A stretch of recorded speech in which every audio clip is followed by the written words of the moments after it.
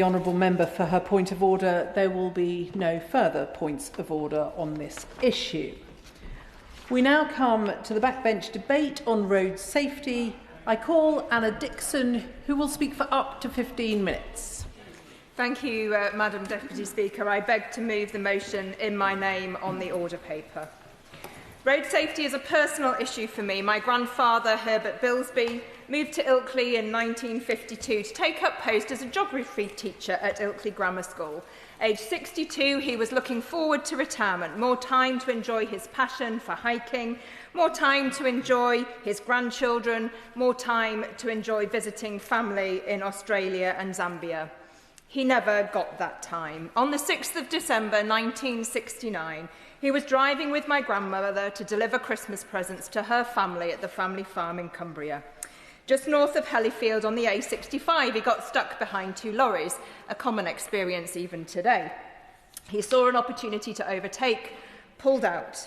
At that moment, the lorry pulled out and my grandparents' car was pushed off the road and into a stone gatepost. My grandfather was killed outright and my grandmother suffered head injuries. That fatal collision shaped my family's life. I never knew my grandfather. My grandmother was widowed and disabled, and my dad moved jobs, my mother, and he moved to Ilkley, where I was born and raised. And my mum then continued to care for my grandmother for nearly 30 years. Madam Deputy Speaker, this was a time before seatbelts were compulsory, before sections of the A65 were widened to create overtaking lanes, and before airbags. Today's cars and roads are safer than they were in 1969, thanks to new laws, investment in our roads, and use of technology in the design of cars. And yet, 4 people still die on our roads every day. And 76 more are involved in collisions, which leave them with serious injuries. In my own constituency of Shipley, 180 people were injured in road collisions in 2024, and 1 person tragically died. Across the country, over 1,600 people were killed, and nearly 28,000, yes, 28,000 people were seriously injured on our roads. Road collisions happen in a split second. Yet their impact can be life-changing and felt for a lifetime. Parents lose their children, partners lose their soulmates, the unborn miss out on knowing their relatives. The human cost of road collisions is colossal.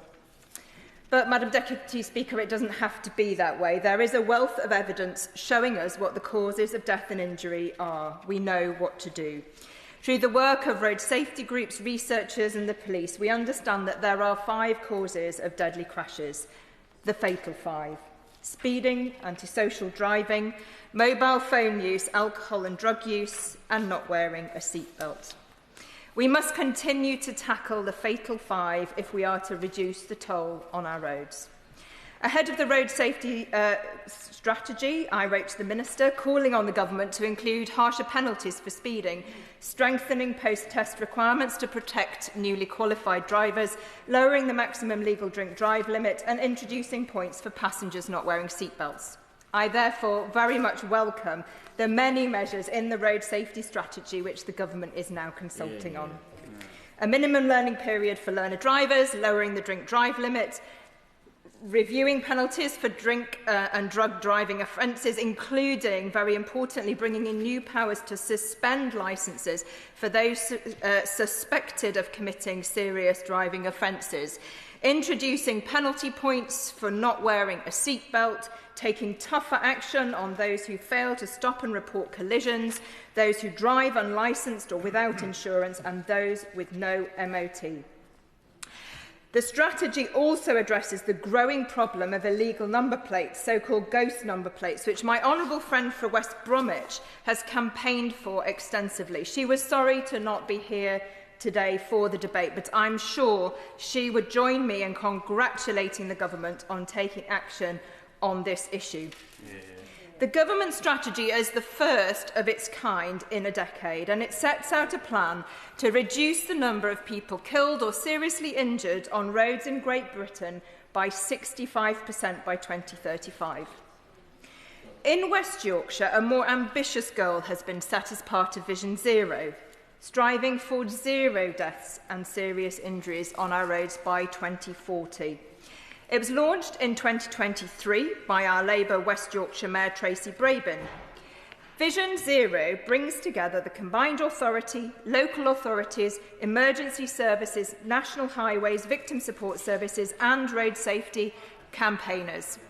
And it's producing results. In just the first year of the Vision Zero strategy, 7,500 dangerous drivers were brought to justice. Almost 40,000 fixed penalty notices for traffic offences were issued, and 13,000 children across West Yorkshire were part of an innovative educational project.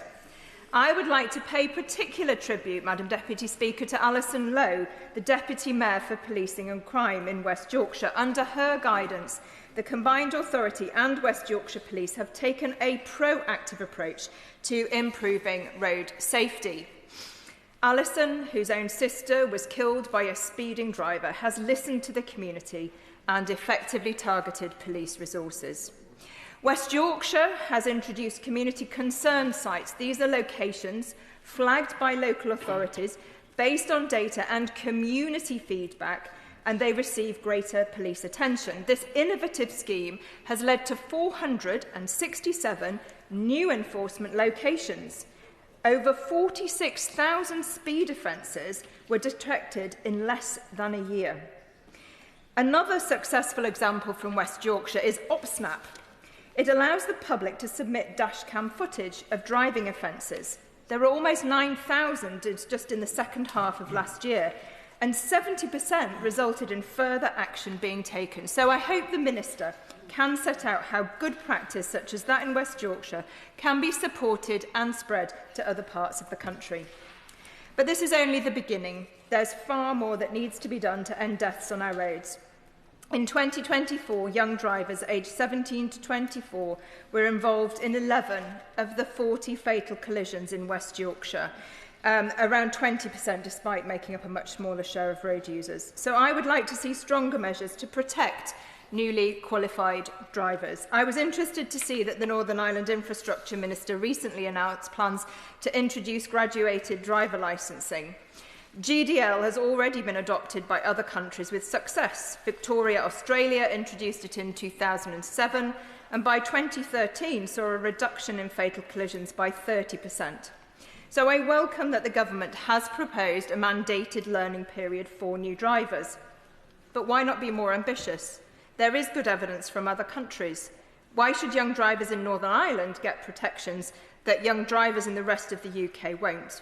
So I would urge the Minister to remain open to look at other effective measures to support young and novice drivers, such as limits on the number of passengers and restrictions on nighttime driving, which we know from evidence have the biggest impact on reducing death and serious injury. I will give way on that point. I thank you for giving way. I wonder, this ambition is fantastic, and I wonder if there is another area where we might be more ambitious around the drink drive limit. Pilots are not able to fly if they have any alcohol in their system. Why is it not the same for drivers? I thank the honourable gentleman for his point, and I would agree that it's important that we consult the public on looking to reduce the driving limit to the lowest possible, and I would, obviously the Minister has heard his remarks about a possible zero tolerance to drinking alcohol while driving. And I hope that on this and other measures she would agree to meet with me, other MPs, campaigners and families affected, particularly around this issue of young drivers, to discuss these additional measures which I believe do have quite widespread public support. Madam Deputy Speaker, it's also a local issue for residents across the Shipley constituency who regularly raise road safety issues with me. Residents in Harden and Collingwood terrified by rural roads being used as racetracks. Parents in Bedfordshire and Burley and Wharfdale concerned about their kids crossing the road. School leaders in Cottingley and Rose concerned about parking and dangerous driving outside schools.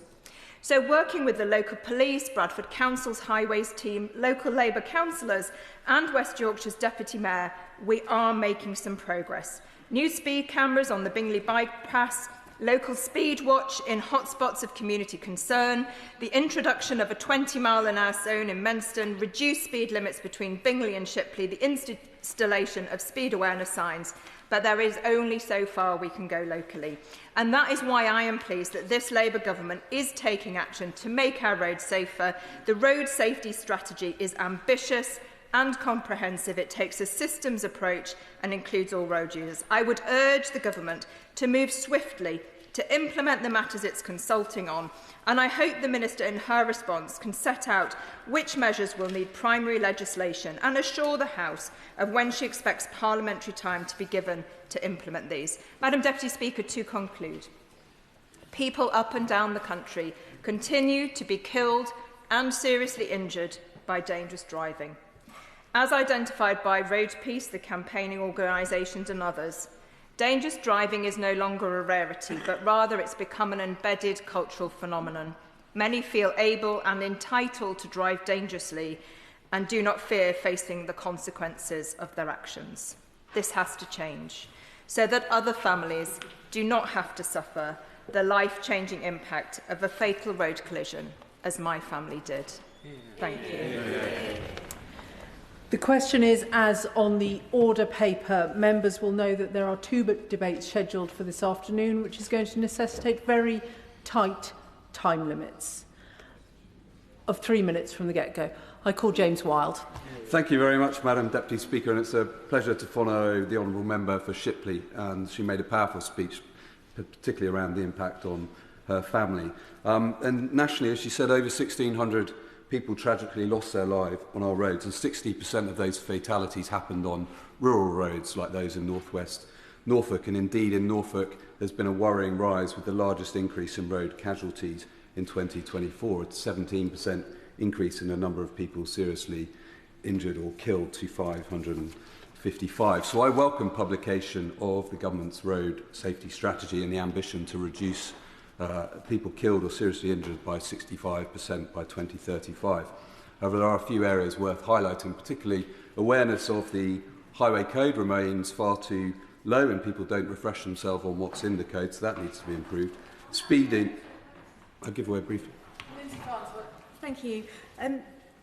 I've been contacted in my constituency by driving instructors and cyclists in particular relating to the changes in the 2022 highway code rules, concerned that experienced drivers aren't aware of those changes. Would the Honourable Member agree that a greater an awareness campaign would be welcome for experienced drivers in that regard?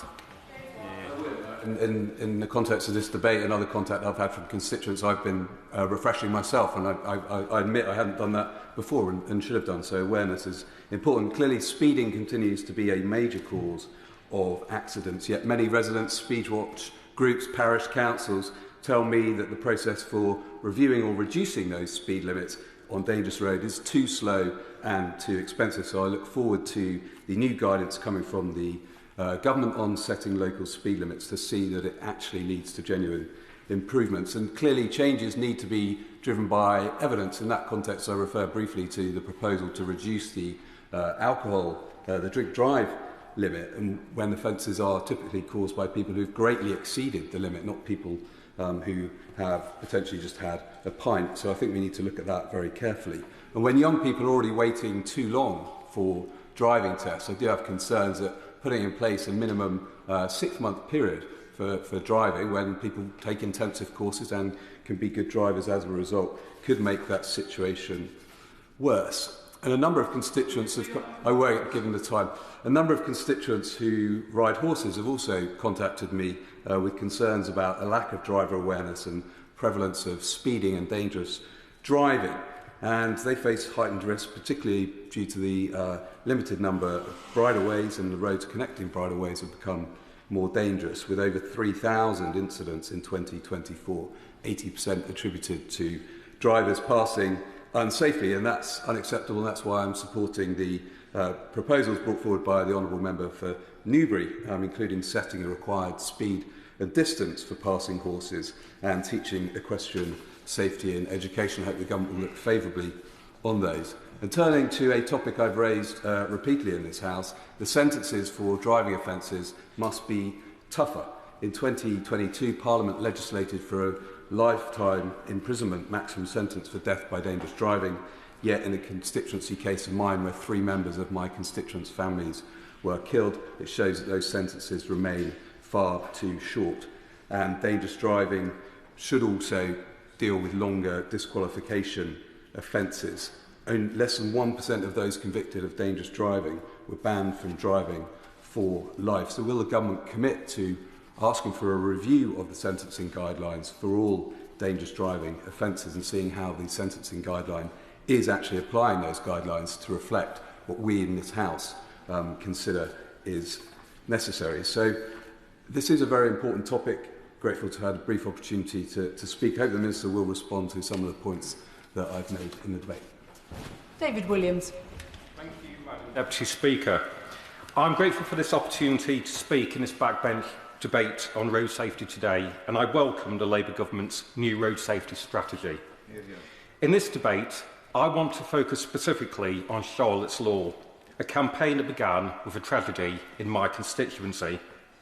Charlotte Skye was only 6 years old when she was killed by a driver who was drunk and under the influence of drugs, someone who should never have been behind the wheel.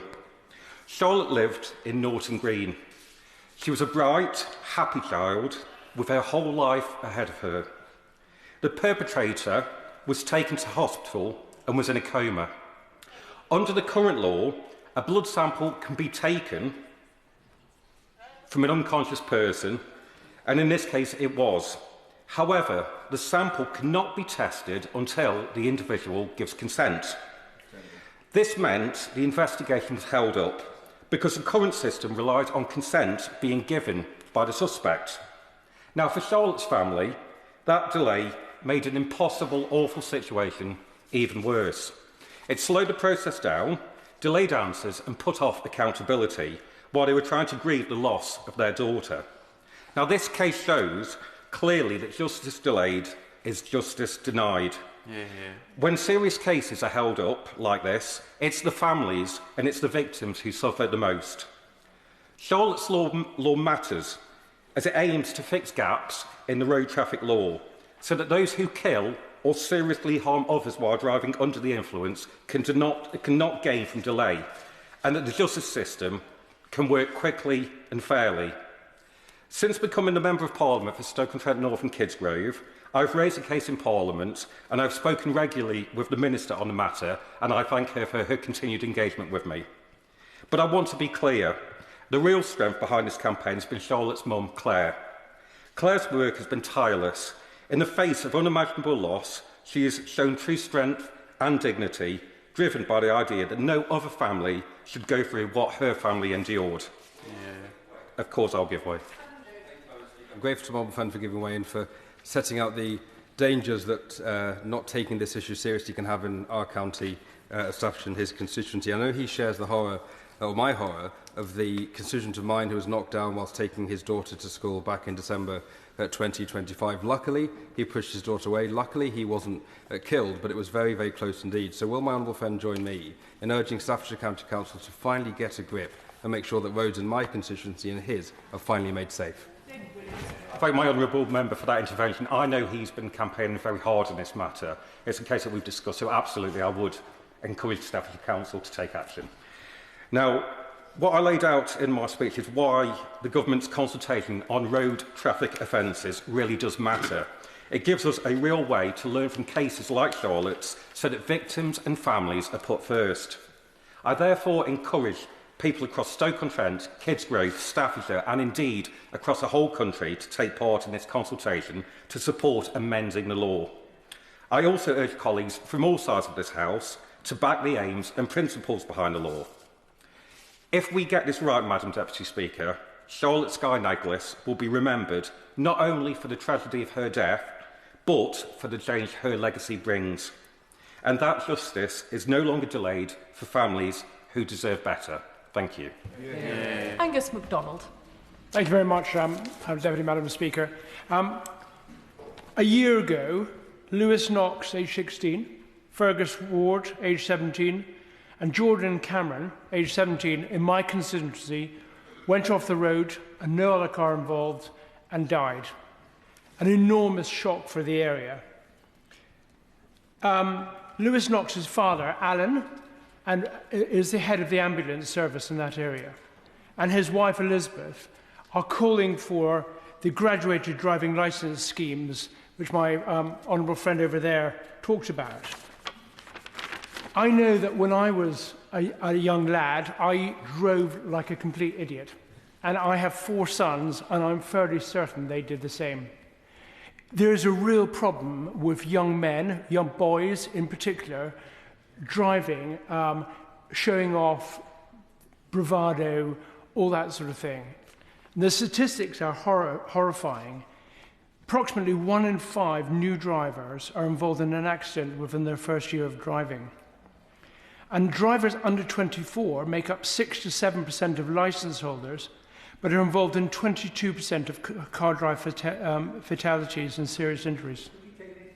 I would be delighted. I'm grateful to the member for taking the intervention. We spoke about the graduated driving scheme in a Westminster Hall debate and referenced the situation in Australia, in Western Australia and in Victoria. And would he agree with me that the lessons that we can learn from there have absolute relevance to the situation here? Angus MacDonald. Thank you very much. I think all the evidence is that the graduated driving licence schemes work extremely well in reducing the number of serious incidents like this. I just have one more statistic to finish up with. In 2024, there are 1,602 kids aged between 17 and 24 who were killed or seriously injured in Great Britain. If we introduce this scheme that we're talking about, the graduate licence scheme, that would make, according to international figures, that would drop by about 30%. So I think it is very well worth the Minister considering this. Thank you. Andy MacNae. In my constituency, road safety is now the #1 issue raised with police. In just the last year, we've seen fatalities, injuries and countless near misses across Rossendale and Darwen. My inbox is filled with people telling me the roads just don't feel safe. Which is why I warmly welcome the government's road safety strategy. We now must turn this ambition into reality. So let me begin with delivery. Road safety is by necessity delivered locally. Road safety partnerships are theoretically the main forum for this, bringing together councils, police forces and other services. Some partnerships, like in Warwickshire, have shown a success this model can bring. Chaired by the PCC, they have the political backing to deliver the change that we need. Yet in too many parts of the country, these partnerships are without this buy-in, with councils and police forces siloed and unwilling to meaningfully share resources. This is very much a picture in Lancashire, with the result being an underfunded, reactive approach to road safety that relies on outdated processes and fails to listen to our communities. To give one example, William Cartwright, an 11-year-old boy in my constituency, did not feel safe crossing a very busy road on his way to school and launched a petition asking for a zebra crossing to be built, which gained over 1,400 signatures.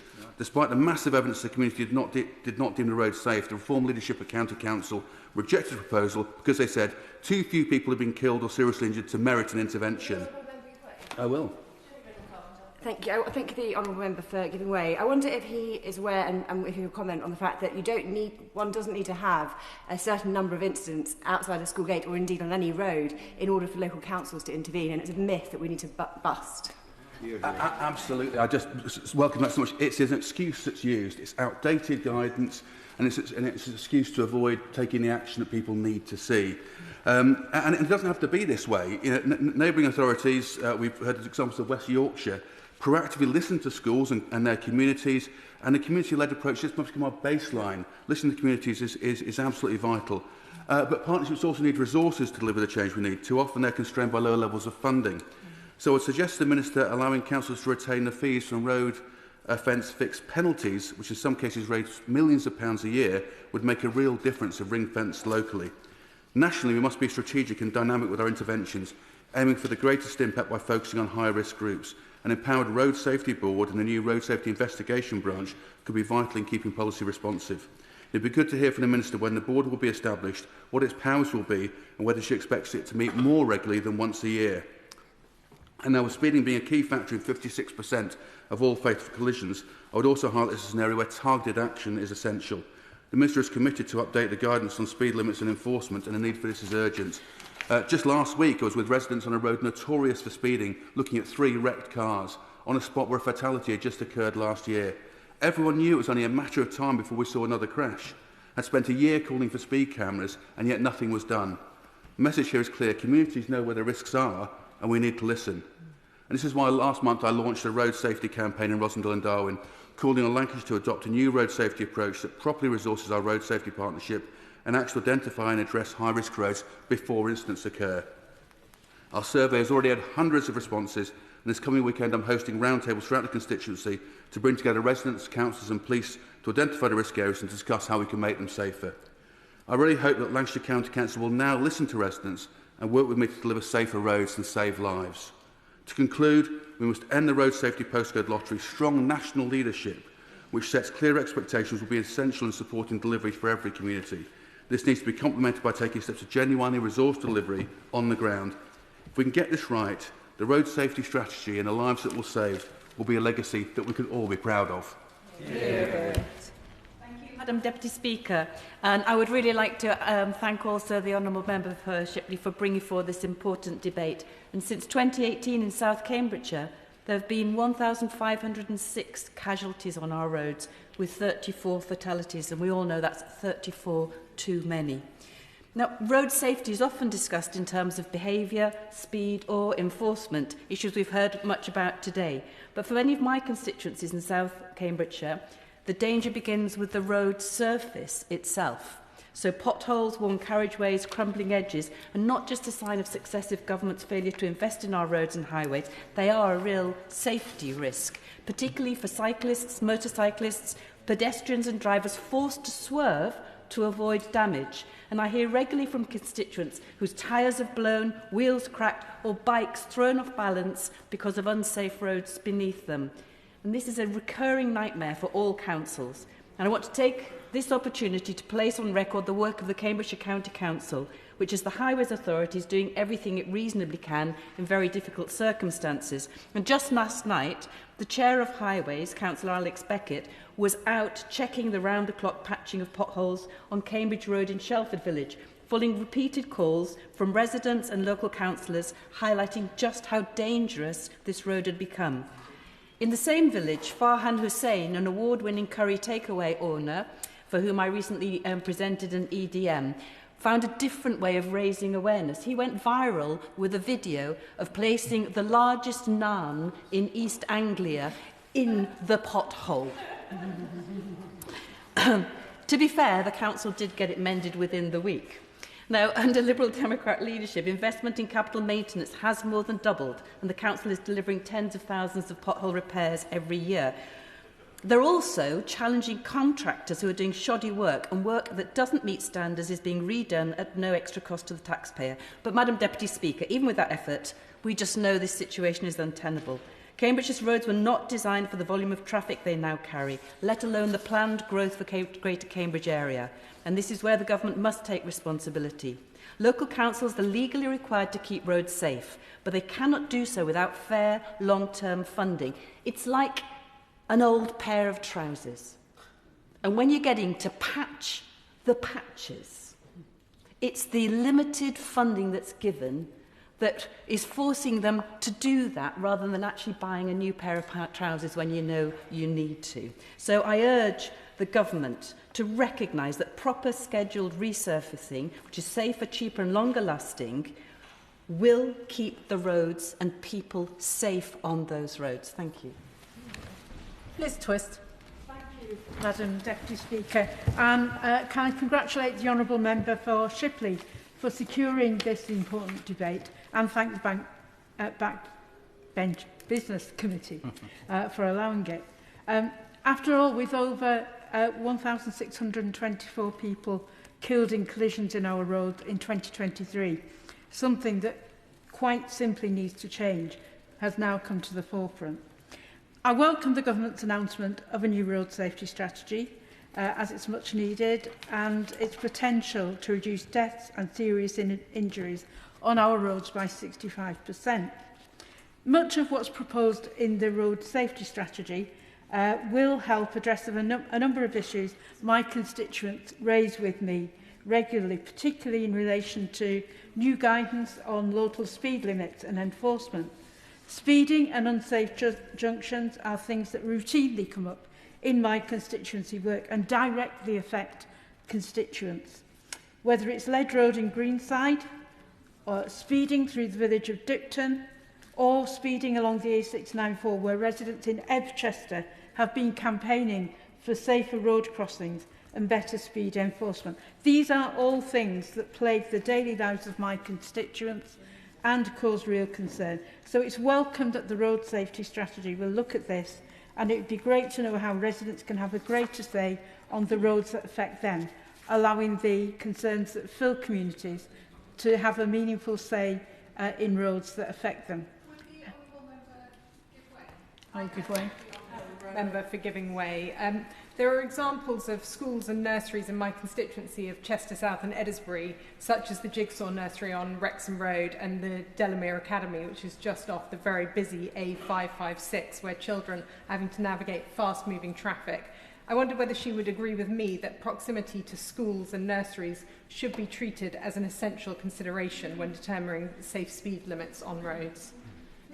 I thank the Honourable Lady for her comments, and yes, of course, that is an important factor, I believe, in speed limits, and certainly one that affects my constituents as well as hers. But there are other places in which we need to take account of speed limits too. So I want to speak now briefly about one particular aspect of road safety raised with me by my constituents, John and Karen Rowlands, who lost their son Andrew in a road collision in 2020. The driver of the car was underage, uninsured and unlicensed. Sadly, this situation is all too common. Families are left to pick up the pieces, dealing with unimaginable grief due to the fact that the laws of our roads and for vehicles have not kept up with changing times. Right now in the UK, the average car insurance costs £562 a year in the UK, whilst the charge of being caught driving without insurance is only £300. It's quite simply outrageous that there is this mismatch. I welcome the announcement in the strategy to look again at tougher action on those who choose to drive unlicensed or without insurance and those with no MOT. Having a stronger deterrent in place will help stop this unlawful practice, something which will go some way to prevent further tragedies such as Andrew's. However, I believe, as does the Rowlands family, that we need to look also at car ownership as part of road safety. While correct checks are in place within the car dealership industry, it's simply too easy to buy a car online with no prior checks taking place on the person purchasing the vehicle or the vehicle itself.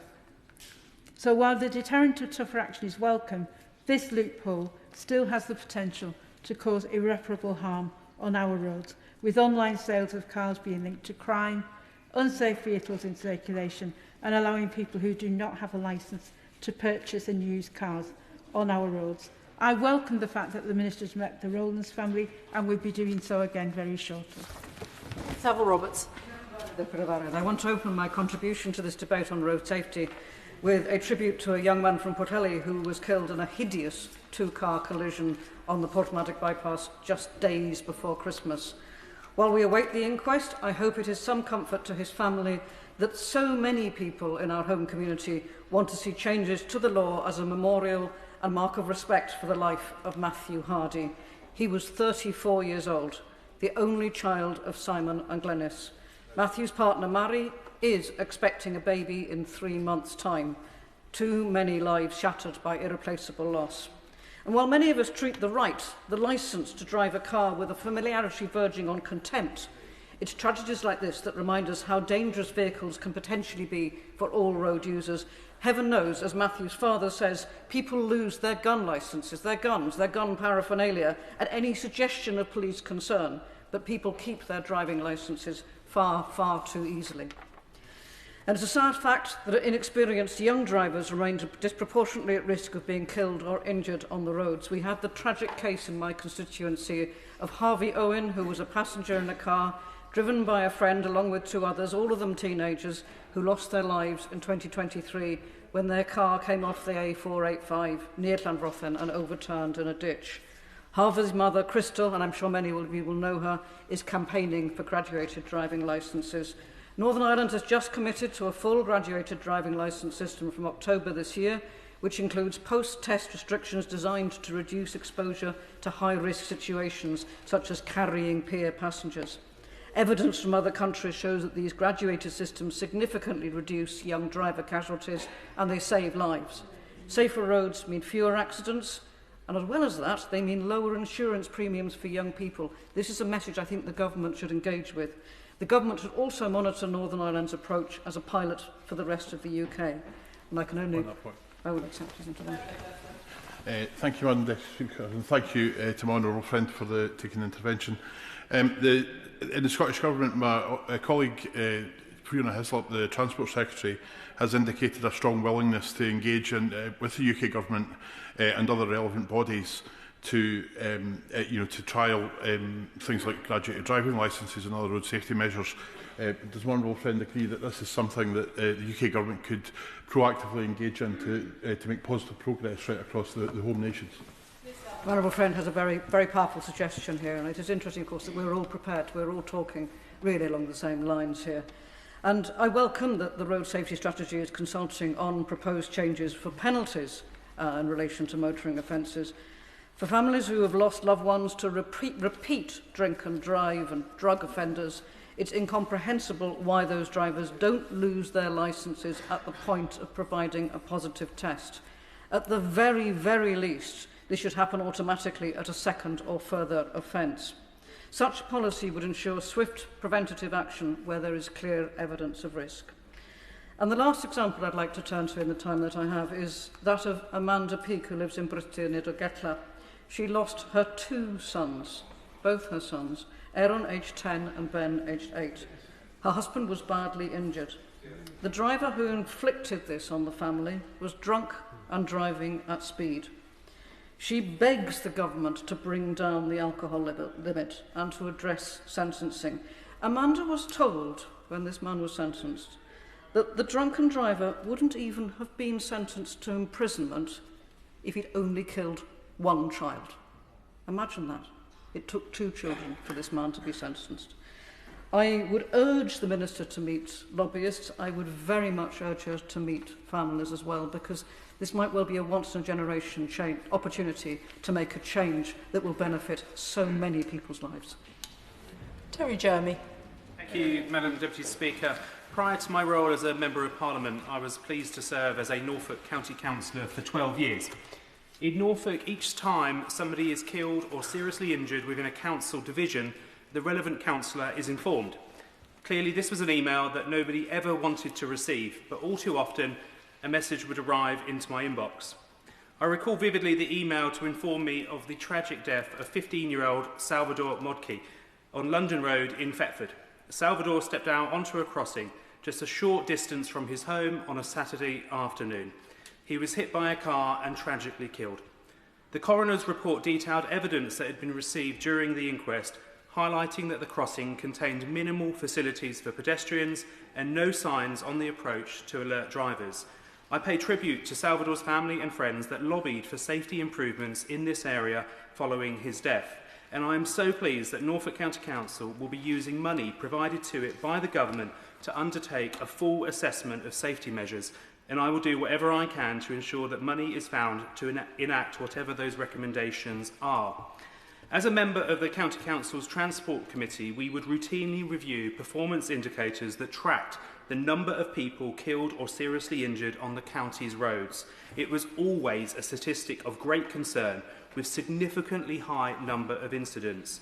And sadly, the most recent Department for Transport data released in November indicates that road casualties in my county of Norfolk have risen by more than anywhere else in the country, with the number of people killed or seriously injured rising from 470 in 23 to 555 in 24. And it is worth noting that across the country, 10 times as many people die on rural roads than on motorways. And the road charity Break's view is that rural roads are the most dangerous roads for all users. Yep. Many do not have cycle lanes, pavements or bridleways. Many rural roads are narrow with blind bends and limited safe places to pass.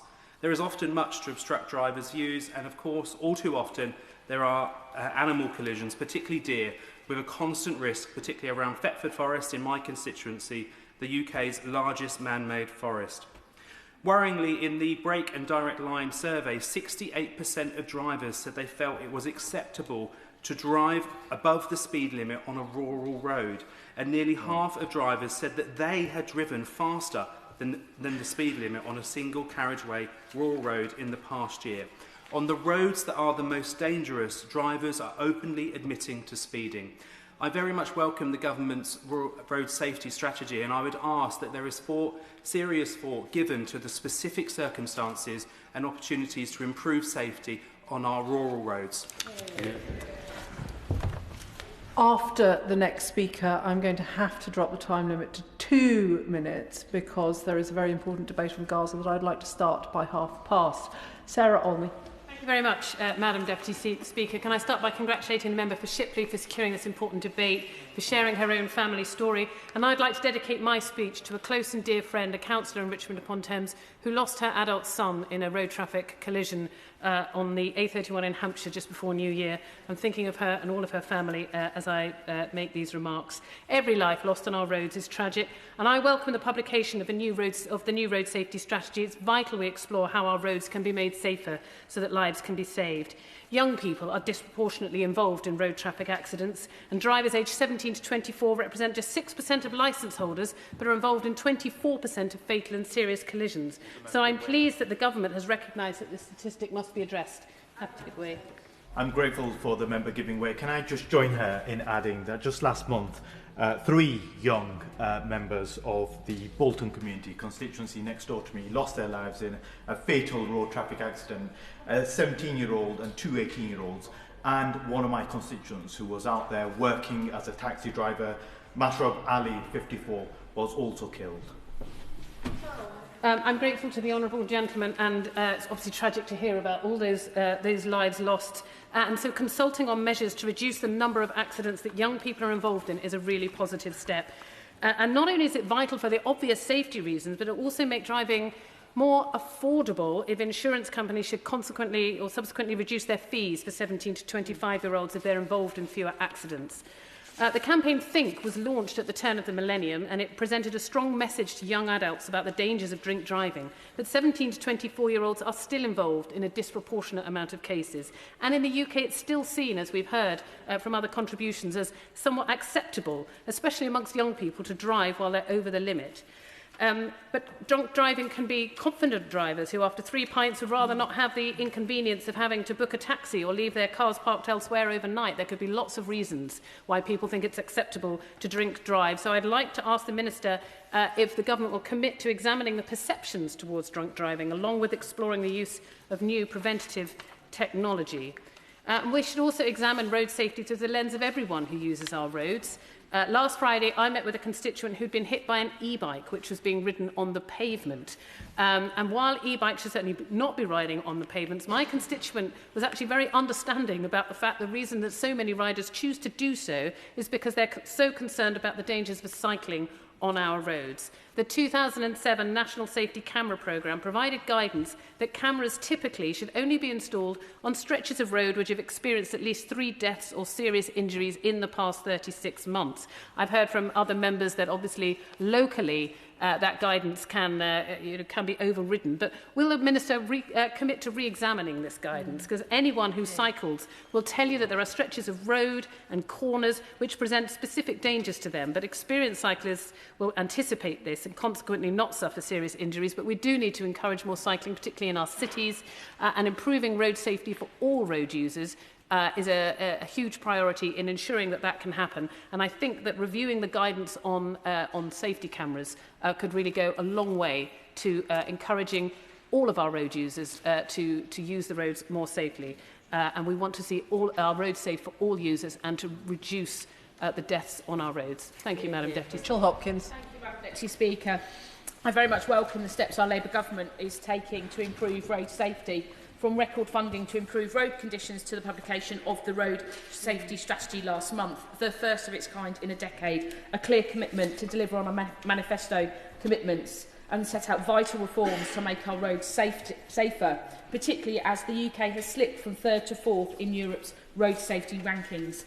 One of the key issues I want to highlight today is tackling drug driving, as Department for Transport data shows that although alcohol remains the leading cause of impairment-related collisions, the gap between alcohol and drug-related crashes has narrowed over the last decade.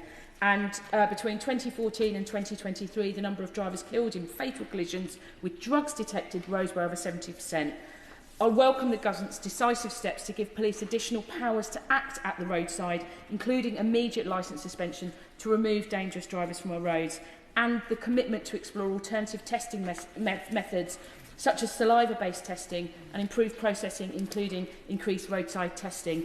And in my short amount of time I have here, road safety must include pavement safety, and I really welcome the work that our government is doing to bring forward measures to tackle the enforcement of pavement parking that is hugely inconsiderate.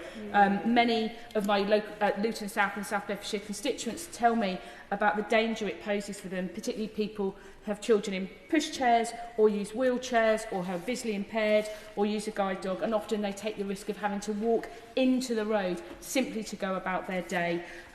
So on the restrictions under the existing legislation means that local authorities outside London and Scotland are limited in their powers, so I'd very much welcome a bit further info when the government will be bringing in the secondary legislation for local authorities in the interim, so that they can enforce against unnecessary obstruction on the pavement, and encourage all my constituents to sign my petition about pavement parking. Thank you very much, Madam Deputy Speaker, and thanks to my honourable friend from Shipley, and also thanks to Alan Falls and Melanie Mitchell for inviting me to a Safe Drive Stay Alive event last week. Emergency service workers shared real-life experiences with local secondary school children about working at collisions and dealing with the aftermath of what has happened. But as a parent, it was John Galloway's contribution that I have thought most about this last week. John told the story of what happened in 2001 to his son, David. David was then an 18-year-old with his entire life in front of him. But David was involved in a road traffic accident, one that was entirely avoidable.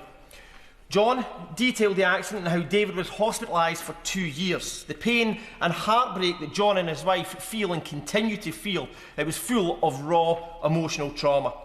Then David came onto the stage in his motorised wheelchair, and John explained how David struggles with swallowing and how he must now be fed through a peg in his stomach. After the event, I had the honour of speaking with the Galloway family. The Galloways have been attending Safe Drive Stay Alive for nearly 2 decades now. They go and share their story because they don't want other families to experience the pain that they have. And Safe Drive Stay Alive costs around £36,000 a year to run. Clackmannanshire Council provide £3,000, Falkirk Council £5,000 and Stirling Council £10,000. The rest must be made through donations from local businesses and individuals. And credit to Air Products, who have a site in Alloa, for getting behind the campaign and making a donation. But the 3 councils are facing financial issues, and when you consider that each road death in Scotland costs approximately £2.8 million, they are feeling that they might not be able to step up and fund Safe Drive Staying Alive going forward. And you really cannot put a pound sign in front of that.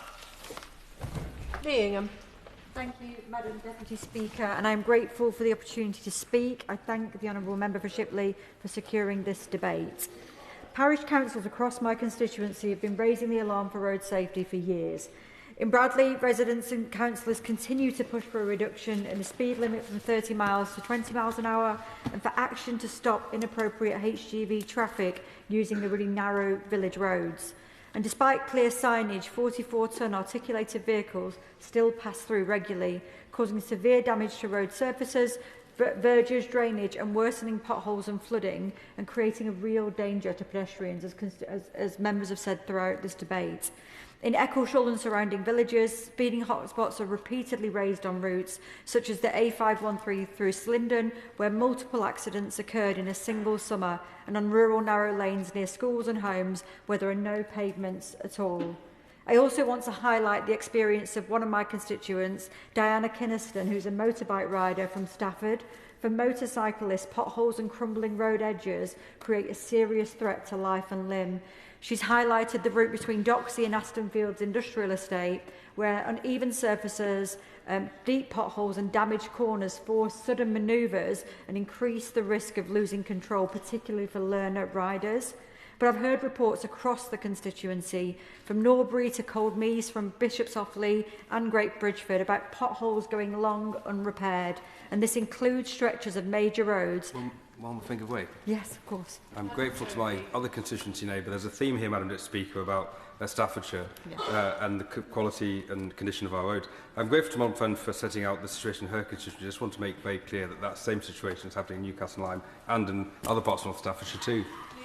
I thank my honourable friend for his comment. I think something that Staffordshire MPs all have in common is our absolute despair at the state of our roads. And the government has allocated additional funds, which is really important and will make a significant difference to what we can achieve. But to put it in perspective, Staffordshire is the slowest authority at repairing potholes. So if a snail started off in Stafford Town Centre when a pothole was reported, they would have moved 22 kilometres by the time that pothole was repaired, which is a ridiculous amount of time to take for a pothole to get repaired.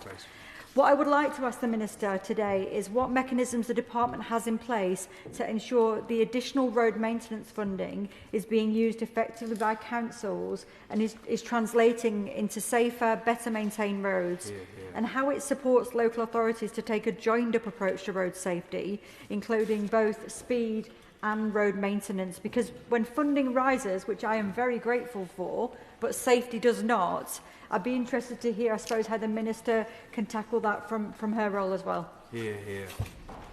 Josh Newbury. Thank you, Madam Deputy Speaker.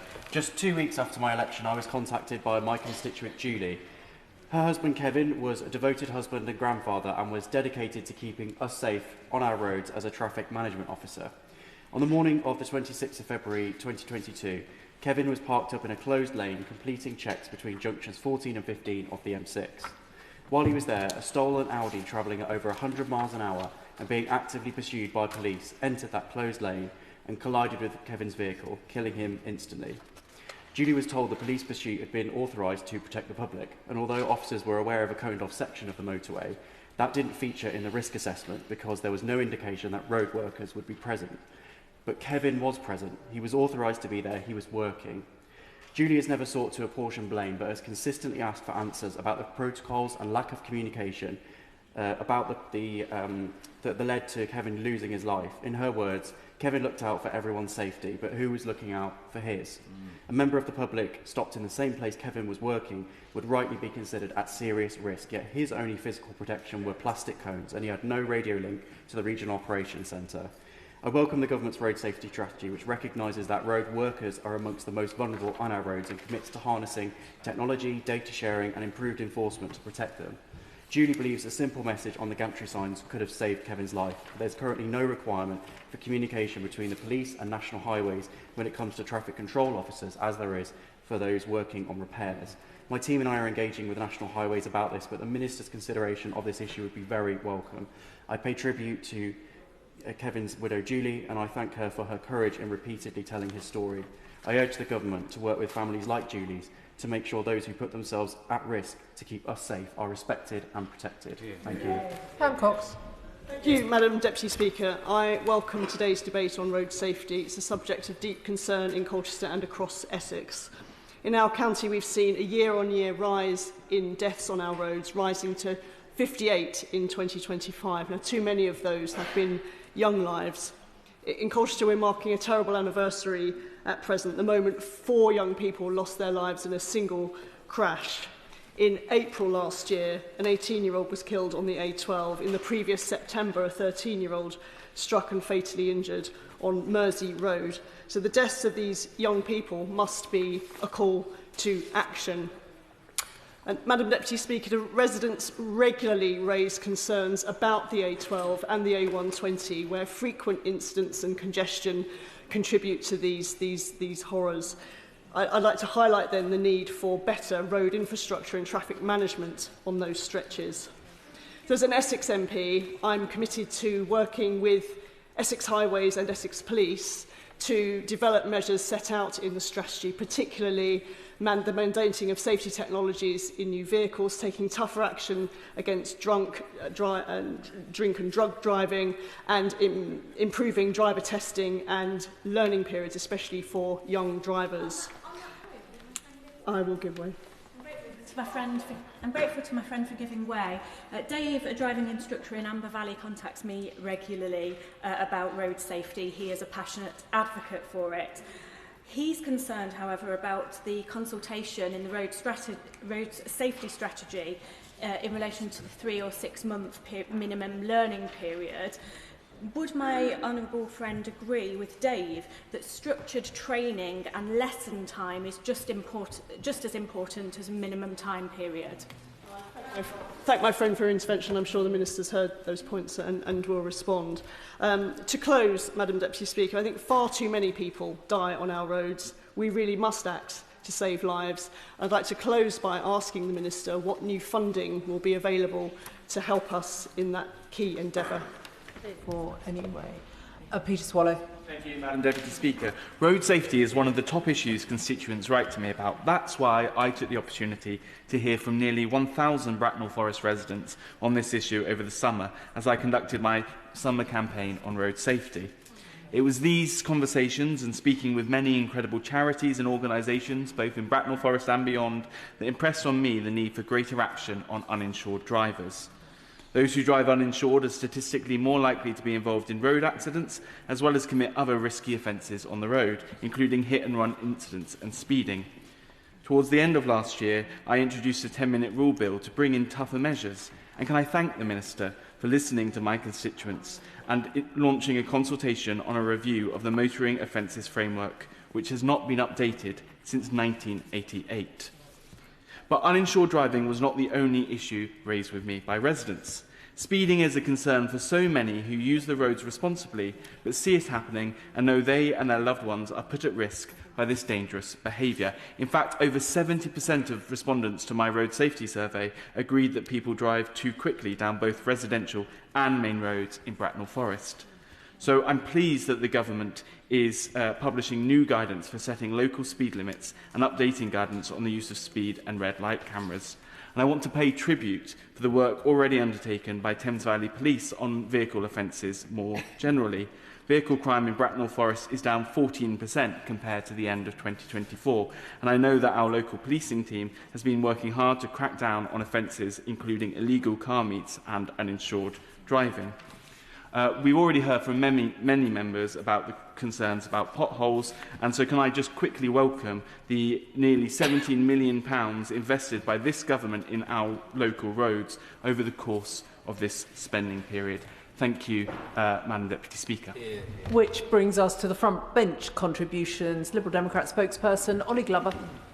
Thank you, Madam Deputy Speaker. And can I start by thanking the Backbench Business Committee for giving time to this debate and the very powerful speech given by the proposer, the Honourable Member for Shipley. Her speech and that of many other Honourable Members quite rightly focused on the appalling human cost that results when road safety goes wrong. And so many Honourable Members spoke very, very powerfully about stories from their own lives or their constituents about how of people who have lost their lives or been injured and the impact that has on families. And that has to be where we start with this, Madam Deputy Speaker, as well as the impacts on emergency services. But in relation to road safety, I feel we must start with our own human shortcomings. Very few of us are, generally speaking, the skilled and wise drivers and road users we often tend to think that we are. And it remains to be seen whether driverless cars in the future will save us from ourselves. In the meantime, we need to tackle a whole range of factors, as well as the fatal 5 factors that the Honourable Member for Shipley outlined in her introduction. We need to address culture and attitudes to speeding and drinking. And a number of Honourable Members referred to a particular problem with the way young people, and particularly young males, can drive. We need to think about the design of our roads and the lack of safe walking and cycling infrastructure. And in my Oxfordshire constituency of Didcot and Wantage, the A417 and A338 are very busy A roads, which have no viable alternative for people cycling, which currently lack cycle paths, which would be common in Germany or Netherlands and many other places.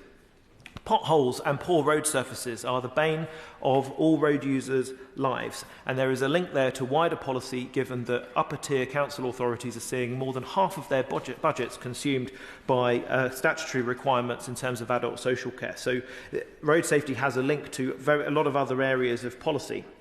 We need to think hard about enforcement in terms of both cameras and the human interface. We need to continue and expand cycle training, particularly the bikeability programme for young people. And we need better training and support for new drivers, particularly young ones. And the recent government announcement on pavement parking is welcome, but I hope the Minister will say something about how she intends for the government to implement that. And I note that the noble Lord Blunkett in the other place tabled an amendment on that subject.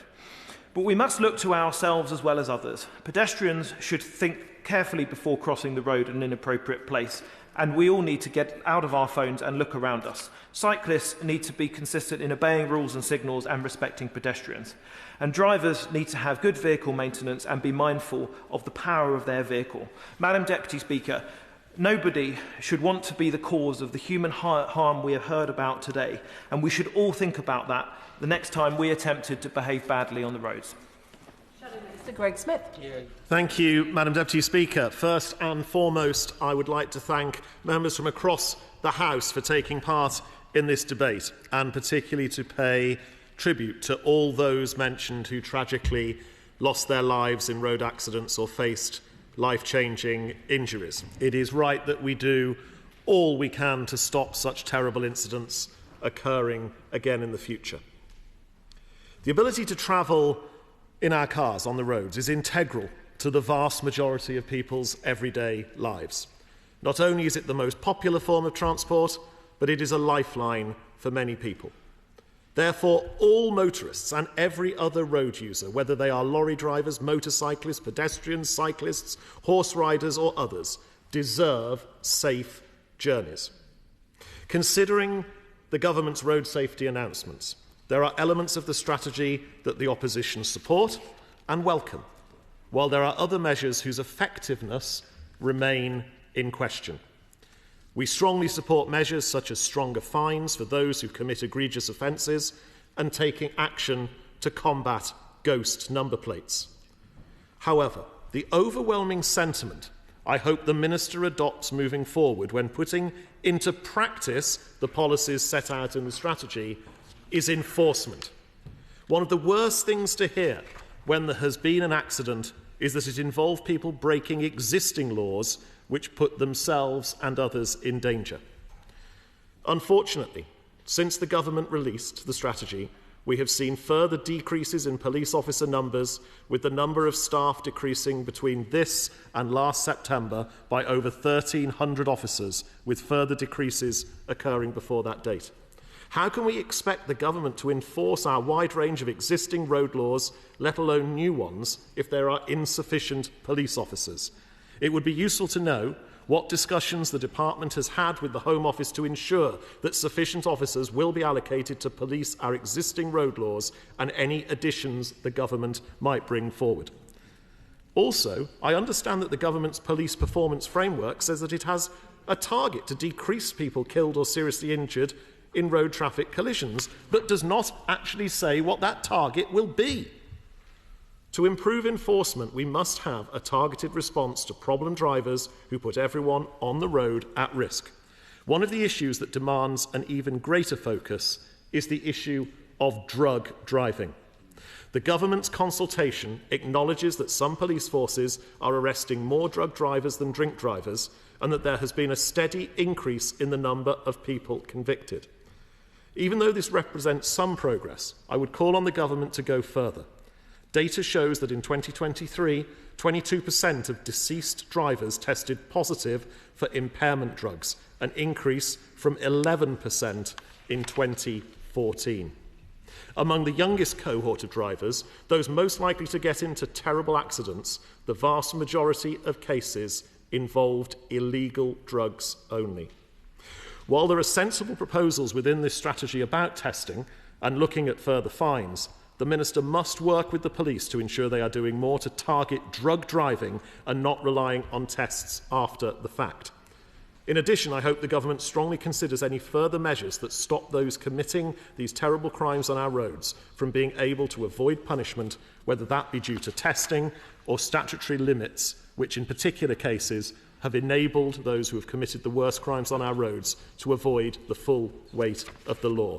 To conclude, Madam Deputy Speaker, I believe that for road safety measures, government must bring drivers with them in any changes and measures that they take. Where drivers don't feel that those road safety measures, such as 20-mile-per-hour limits, actually help them, they won't take them seriously. This is a strategy that must be delivered well, but with drivers and not just against them.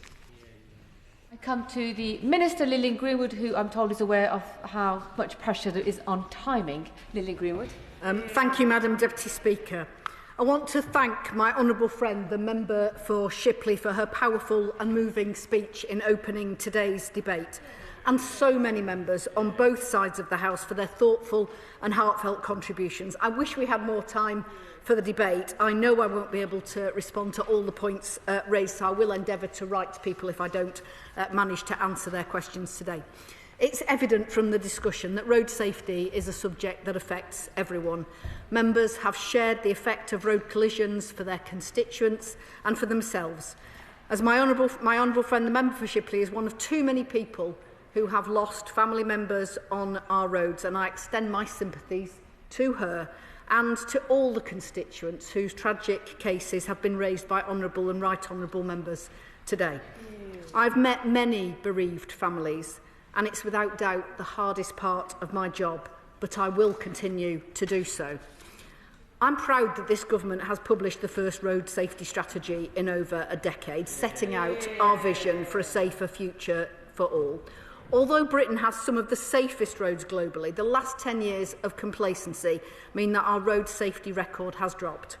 As we've already heard, 4 people are killed every single day on our roads. It's not acceptable, and that's why we've set ambitious targets to reduce the number of people killed or seriously injured on British roads by 65% and 70% for children by 2035. The strategy is rooted in innovation and underpinned by the SAFE system, which recognises that whilst driver error is inevitable, deaths and serious injuries on our roads are not. A new road safety investigation branch will analyse data to identify causes of danger and generate safety solutions to cut deaths and serious injuries. Now, honourable members, including the honourable members for North West Norfolk and my honourable friend for Newcastle-under-Lyme, have spoken about the need for action to reduce speed. So we will update guidance for local authorities who have the power to set speed limits on their roads to inform decision-making at local level. It's for councils to determine what measures are appropriate because they have the local knowledge. It's right that they focus on areas of highest risk, which may be where fatal collisions have occurred. But there is nothing to stop them from implementing road safety measures elsewhere. And I can assure the honourable member for Richmond Park that we've already committed to updating the guidance on speed camera deployment. Now, the enforcement of road traffic law is the responsibility of individual chief constables and police and crime commissioners, taking into account the specific local problems with which they are faced. We are investing in additional police officers, 3,000 by the end of March and 13,000 by the end of this Parliament. Like my honourable friend for Shipley, I pay tribute to Alison Lowe, Deputy Mayor for Police and Crime in West Yorkshire, for her personal commitment. Last month I visited West Yorkshire to see firsthand the work being delivered, and last week I joined the Association of Police and Crime Commissioners to talk about our strategy and how we can work together. Tragically, as we've heard, young drivers are overrepresented in the number of people killed and seriously injured, and crashes involving young drivers also result in the deaths and serious injuries to other road users. Numerous members, including my honourable friend for Bury St Edmunds and Stowmarket, the honourable member for Inverness, Skye and West Ross-shire, and the right honourable member for, I'll probably murder her name of her seat, Dwyfor, Meirionnydd, raised this issue. Now, graduated driving licences and how these are implemented around the world vary. There is not one standard type. For England, Scotland and Wales, we're consulting on introducing a minimum learning period to make sure learner drivers get the necessary time and training to prepare themselves for a lifetime of safe driving. We have to strike a balance between protecting young people and impacting their opportunities to get to work, education and social activities. We already have a 2-year probationary period for all novice drivers once they've passed their test, and we're now seeking views on a lower blood alcohol limit for novice drivers in England and Wales.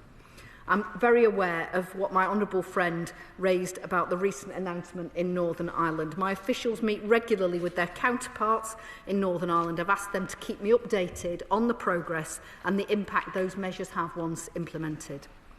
At the other end of the spectrum, drivers aged over 70 account for around 24% of all car drivers killed in 2024, and that's why we're consulting on mandatory eye tests for drivers in this age group, and we're also exploring cognitive testing. As well as improving safety, these measures could support families to broach difficult conversations with older relatives who are still driving. Now, drink driving continues to cause too many deaths and injuries. The drink drive limit has not been lowered since it was first legislated for in 1967, while our understanding of impairment has developed. And to support a shift in social acceptability, we've been working with our Think campaign and alcohol brands to encourage the choice of 0% drinks. Drug driving has also increased without sufficient measures in place to curtail it, so we are consulting on alternative methods of testing for drug driving and licence suspension for those suspected of the most serious offences. There's so much more I would like to say, Madam Deputy Speaker, but can I just say on motoring offences we are seeking opinions on tougher penalties, and I thank my honourable friends who've raised those issues. In addition to raising issues around pavement parking and around vehicle safety. In conclusion, although the government is leading the charge, it will be a collective effort in partnership with local authorities, industry, emergency services, communities and the devolved administrations. I assure everyone in this House that action is beginning now to make our roads safer as we put the commitments in the strategy into place. And I will chair a new road safety board that will be set up in the coming months to support and monitor the commitments, and will announce further details about membership and other arrangements in due course. Finally, Madam Deputy Speaker, as members of the House are aware, many of the measures we are consulting on will require primary legislation, and we intend to bring this forward when parliamentary time allows.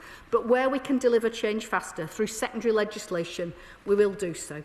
Now, I encourage honourable members to respond to our consultations. We will listen to this feedback alongside evidence and recommendations from the Transport Select Committee's inquiry. I want to thank again all honourable and right honourable members for their contributions today, and I look forward to updating this House when we've considered the findings. The question is as on the order paper. As many that appear to say aye? Aye. Of the contrary, no? The ayes have it. The ayes have it. I'll give the front benches a moment or two to shuffle over.